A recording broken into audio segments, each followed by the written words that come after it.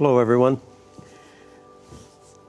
When we finished telling you about the incredible tour of the City of Heaven that I had, this literal virtual reality tour, where I was shown so much, the beautiful buildings, the compassion of God with the nursery, little did I know at that point that I was slowly but surely approaching the most magnificent part of this incredible journey. And as I suddenly was brought back down with the angel to the ground of heaven, I was looking around and trying to, in my amazement of what I had just seen, comprehend everything. When I realized that I had not seen the tall warrior angel in quite a while. And so I looked for him. And I turned, and I noticed for the first time a slight rise in the ground that went no more than probably 30, 40 feet away from me, just a gentle slope. And as I looked, I saw the tall angel. And he was bent very low,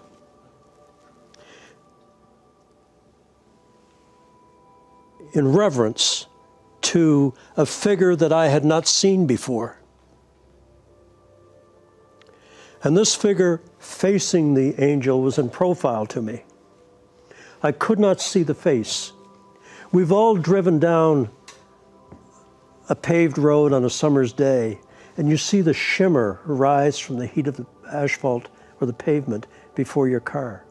The face of this figure was covered with that kind of a shimmer. And I was intrigued, but not only because of the shimmer, because as beautiful and magnificent as the angels were, as magnificent as they were, this figure facing the tall angel was even more regal, more beautiful, more magnificent. And it was different. As beautiful as the light of the angels were, there was a light that flowed off this tall, regal figure, as though it were cascading out of him like a fountain. And it was a golden light that came off him and flowed down all sides of him. And it behaved like liquid light. It flowed like golden water. And as I watched in amazement, this golden liquid light flowed down the slope toward me. And I noticed that as it flowed down the slope, whenever it contacted the flowers and the grass that were already beautiful and in bloom, when that golden liquid light flowed over them, they bloomed even higher and more magnificently than ever before. I was so taken with this incredible being that I stumbled over to the path. And as I watched this incredible liquid light come flowing down toward me, I watched in fascination as it pooled around my feet. And as it did, my whole being was filled with the realization that this majestic, regal figure that I was looking at was none other than Jesus Christ, the Son of the living God. Someone who I had thought was just simply a Jewish legend. And here I am looking at him in all his magnificence. And the golden liquid love that flowed from him and pooled around me changed me forever. It truly did.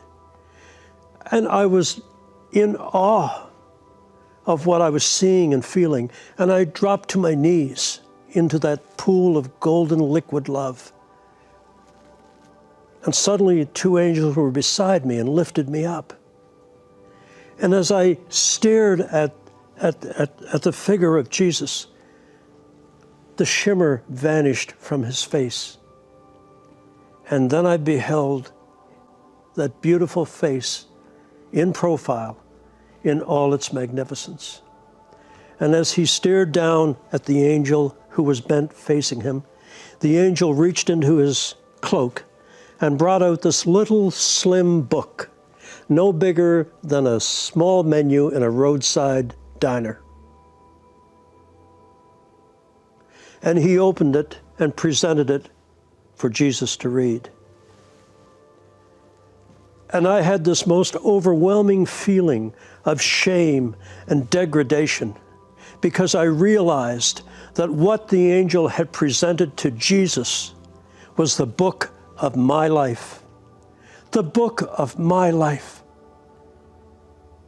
And instead of a book filled as thick as a Bible with all the good deeds that I could have done, with the many resources that I had, all I had to show for a life that I thought was successful was this slim, meager little book.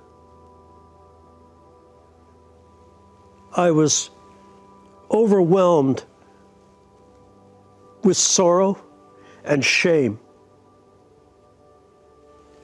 This was all I had to show for the life that I had lived. And now I pray every day, and I do the best I can every day, so that if I am ever permitted to go back, this time, when the angel takes the book of my life for Jesus to read, Jesus will need 3 angels and a forklift to lift it up. That's how committed I am to living a life that honors Christ and God the Father. But at that moment, I was overwhelmed. And as the angel presented the book for Jesus to read, as Jesus read, it was as though all these images flipped off the pages and went through my mind. I saw myself as a child in my mother's arms. I saw myself playing in the snow with my brother. I saw myself in various stages of my life, becoming a young pilot, becoming older. And not only did I see some of the good things I did, but I saw the transgressions I had done. I saw the sins that I had committed. But the most amazing thing of all, because I was ruthless in business, I had to win at any cost. And I hurt people. And I had this feeling so intense that not only did I see the sins and the transgressions that I had committed, but I felt the pain that I had caused, that I had created for the people that I had hurt. Not only was the sin visible, the pain that I caused them became my pain. And I was overwhelmed with grief and sadness at the amount of hurt and pain that I had caused in my life. I had no idea. No idea. I felt their pain. It became my pain. And I was overwhelmed by the grief and the sadness I had created during my time on earth. I remember falling back down to my knees and weeping for the life that I had lived. It didn't take long for Jesus to read that slim little book. He straightened up. The angel folded the book, put it back in his robe, and vanished. And as I looked in breathless wonder, this magnificent figure of Jesus turned toward me.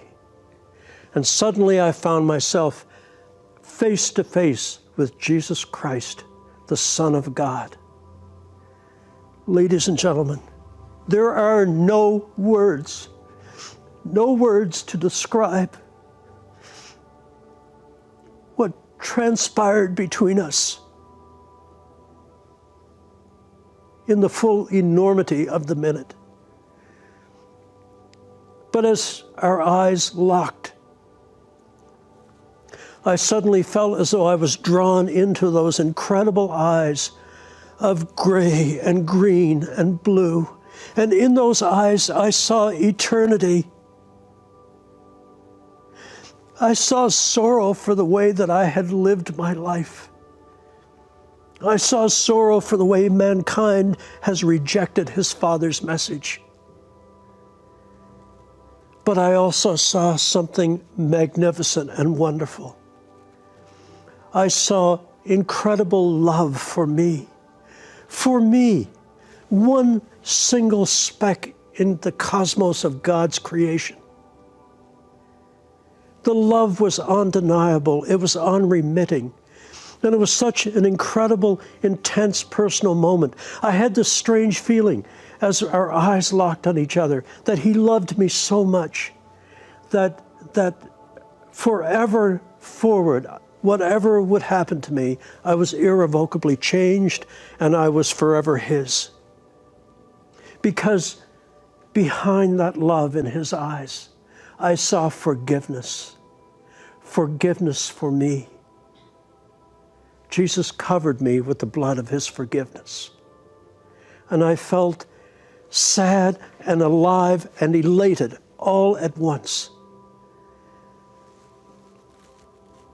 I want you to pay attention to this, because all of you that honor God, that love him and try to live a life of goodness and kindness will look into those eyes one day and see what I saw.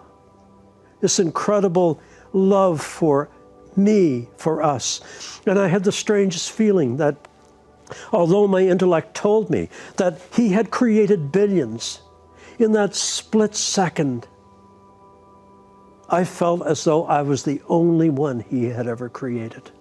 My intellect knew better, but my spirit told me different. And there was this amazing connection between us. This majestic, regal face. His hair wasn't long as I would have expected. It curled over his collar. These amazing eyes, the most regal, noble features, very olive-skinned. A smile that's impossible to describe. A smile full of love and compassion and hope. And yet, and I enjoy telling people this, in those eyes, I also saw humor. I saw this is a Jesus that wants us to laugh. He wants us to be happy. When you're there, you have fought the good fight. You have run the race, and now it is time for joy. I actually asked the angels before this, what is joy? And they described joy this way. They said, on earth, when someone tells you something truly humorous, in that split second as you are about to erupt in laughter, imagine that moment expanded timelessly in heaven. That is joy. And so as I'm staring at the eyes of Jesus, this was what I felt. The joy of endless love, of endless forgiveness, of total acceptance. I didn't have to pretend to be anyone else. I was his. My spirit had come home to him, and he was welcoming it. Through my tears, I was overwhelmed by the depth of the feeling that I had. And I suppose the remains of the feeling that I had denied him all my life. And yet here I was before him, a place where all of you, if you honor him, will be. And when you look into his eyes, you will see what I saw. This unremitting, totally committed love for you, and his appreciation for a life lived in honor of his Father. And as I said, this is what I try to do now with every day of my life, to be as good a man as I can be. For a selfish reason, I want to go back so badly. You have no idea.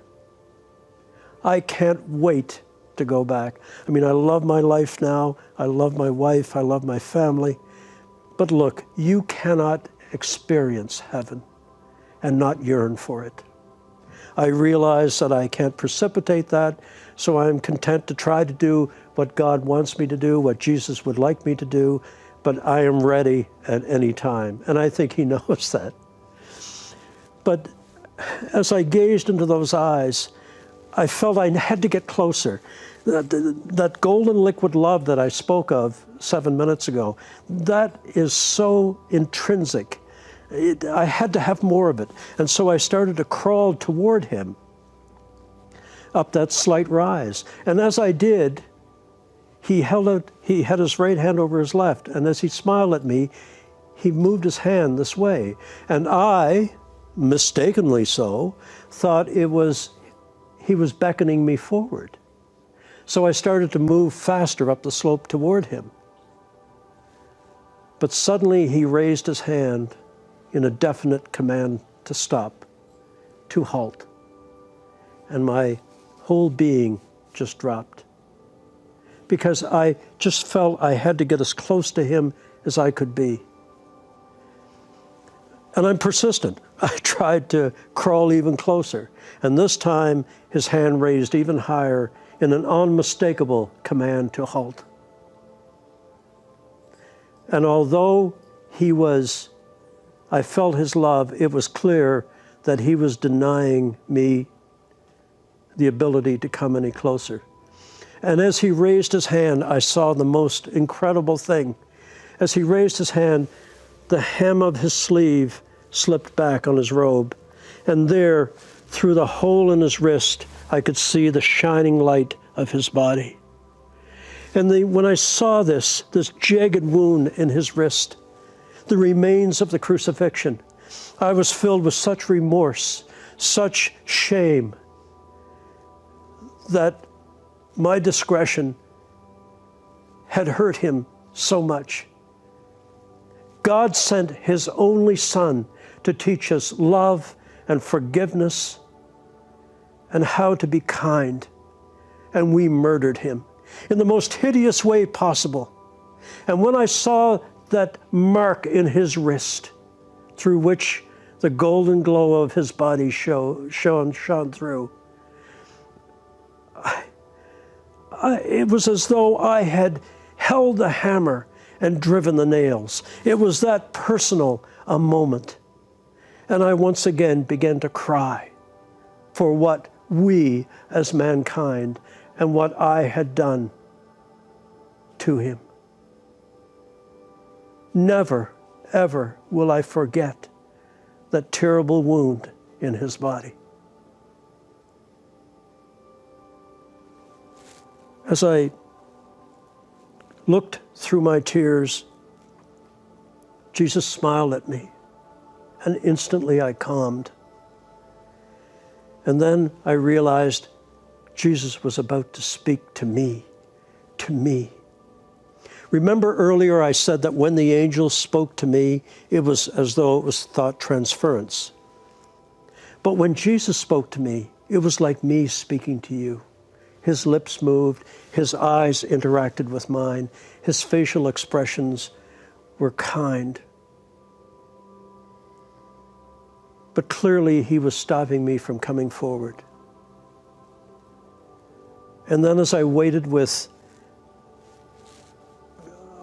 boundless excitement, fear, trepidation, bordering on ecstasy to hear his voice, this is what Jesus said to me, and what he wants me to tell you. These are the words of the living Christ.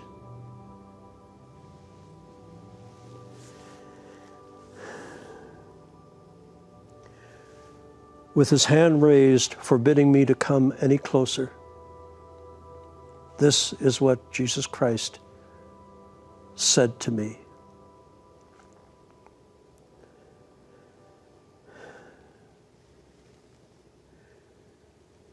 James, my son, this is not yet your time. Go back and tell your brothers and sisters of the wonders we have shown you. Then his right hand slowly came down and rested on his left. And suddenly the full enormity of his words fell on me, that I was being denied not only access, but I was being sent back to earth, back and away from this land of peace and love and endless beauty. And I began to cry, I began to plead, I began to beg, please, Jesus, don't send me back, please, don't send me back. This is what I've yearned for. All my life I have yearned for this. I just didn't know it was you. Please, let me stay, please. I won't be any trouble. I actually said that. It's pathetic, but I was desperate. But suddenly, there are two angels beside me. They lift me up, turn me around, and start walking me down, rushing me down the path. And I fought against them.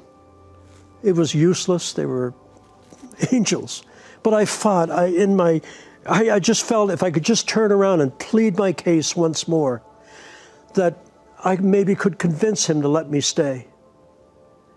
And finally I struggled and pulled my arm away and looked back over my shoulder to plead one more time to let me stay. And I looked back and Jesus was gone. But instead, standing exactly in the place where Jesus had stood, was the tall angel. In all his gigantic beauty, 15 feet tall. And yet I could sense from him that he felt sad for me. As I glimpsed into those beautiful violet eyes, he had his head slightly turned on one side as he stared at me. And then for the last time, I heard the angel's voice through the process of thought transference. And I heard the angel say, in that beautiful, melodic, deep voice, "I'm sorry, James, but you have to go." And then he did something I shall never forget. He seemed to grow in stature and magnificence, 15 feet tall. And suddenly he expanded those enormous wings, 12 feet on either side, 24-foot wingspan, 15 foot tall, and he began to glow with a golden glow, as if clothed in immense power and dignity.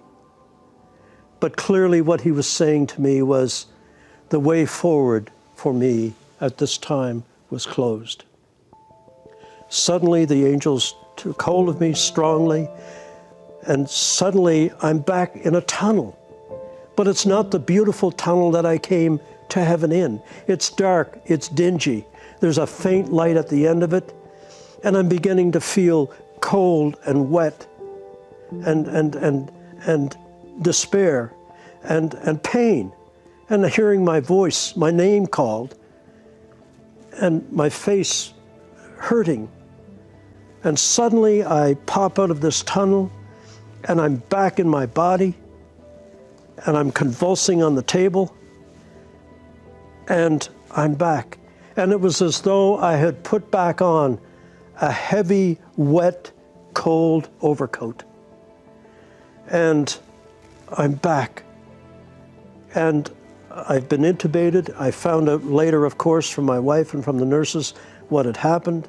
But they were absolutely stunned that I was back. There was no medical explanation. I had been brain dead clinically. There was no hope of my recovery. My wife had convinced them to keep me on a respirator so our children could come back and say goodbye. And then I would have been unplugged or disconnected. for someone to have been clinically brain dead for that long is just unheard of. And as I struggled to acclimate to the coldness of this world, to the pain again, but the amazing thing was, as they ran and got my wife in the quiet room, and I was struggling to speak around the tubes that were in me. And as they finally stabilized me and took the tubes from me, my voice box, my voice was very gravelly, and suddenly Lorraine had her arms around me. And of all the things that I could have told her about my journey to heaven, I stared into her pretty face, and I struggled, but I finally said, I saw Jesus, and Jesus has horses. Jesus has horses. And so I'm back. And in a short while, I'll tell you, as Paul Harvey would say, the rest of the story. But I am so grateful to God for the experience, for the beauty of being immersed in His love. And I pray that this will be a blessing to you as well.